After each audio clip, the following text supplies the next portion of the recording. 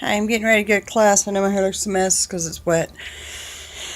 I want to read 1 Corinthians 13 to you.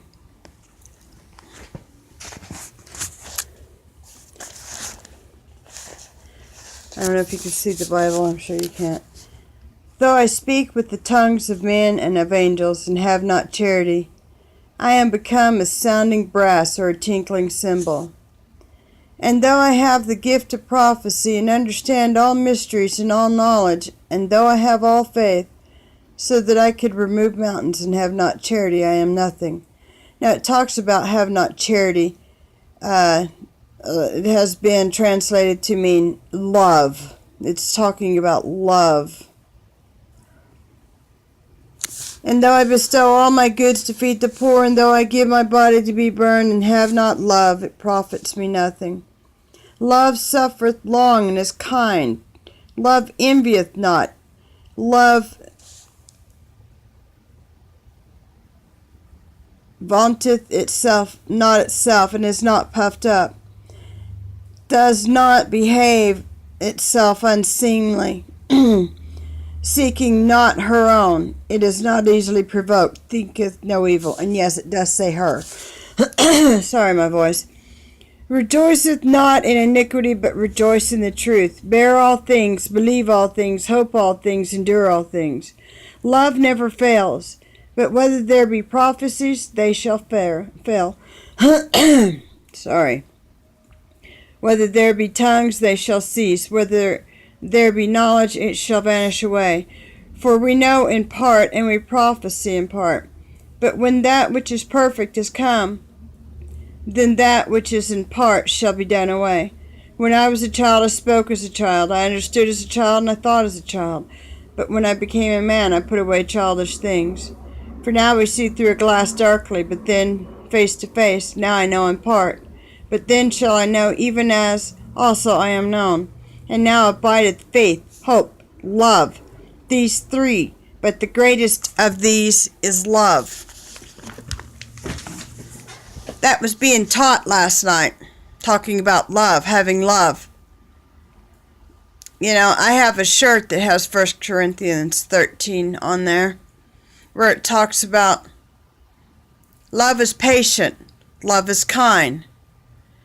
Love does not hold on to wrongdoings, in so many words. I have to find the shirt to read it to you, because this is a King James Version Bible that I have. Here it is. Hold on.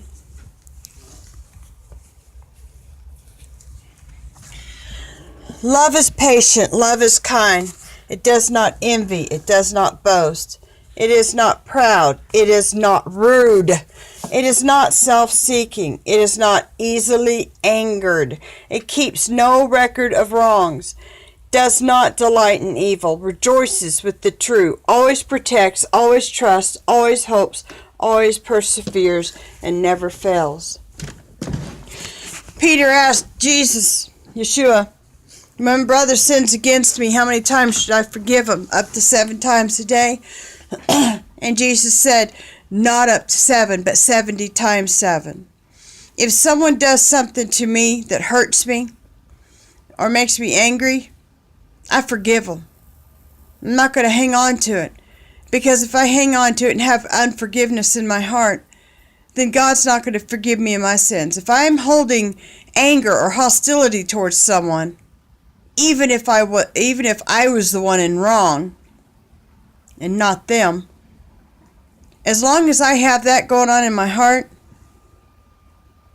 God's not going to listen to me. I'm not going to hear from him. Bishop Ron had even preached that, there was a time when he felt like when he was praying, he was just praying to the ceiling, that God wasn't hearing him. I've been there. And he said, he asked God, he says, why? Why is it I feel like you're not hearing me, you're not listening? And he said that God put it on his heart because you have unforgiveness in your heart. And Bishop was like, what do you mean I have unforgiveness? I forgive. I don't hold grudges. I don't. And then he said that God put a name on his heart. And as soon as he thought that name, this anger and hatred, he said, just, or however he put it, but basically the same thing, boiled up on the inside of him, and all he could think of when he thought of that person was, I just want to hurt him, And then he realized, oh my gosh, I do have unforgiveness towards that man. And so he felt God telling him that you need to find that man, you need to forgive him, and you need to ask him to forgive you for holding unforgiveness in your heart. And Ron had that opportunity, and it turns out that guy had become a Christian since the last time Ron had spoke to him. And he was a follower of Jesus, and Ron told him, Bishop Ron told him, he says, forgive me. He says, I held anger towards you all these years and unforgiveness. It's going to make me cry. But he said the moment that he did that, from then on, he said his relationship was restored with God. If you feel someone wronged you, rather than hold grudges and just keep poking at them and digging at them and doing things to hurt them back, either confront them and get it over with, or forgive them and drive on. Because you have to remember, those of us that are followers of Jesus are going to spend eternity with each other in heaven. So if you can't get along with people here, how are you going to get along with them in heaven? How are you going to preach on love when you don't even show it yourself to some people? If a brother comes to you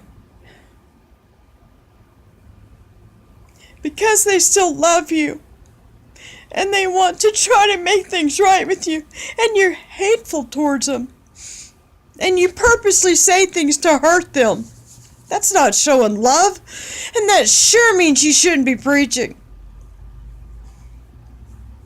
That's why you've seen me do videos on here, because of the sickness that I've been having. It messes with my head bad. It's not as bad now as it was. It was pretty bad there for a while. I was absolutely crazy woman.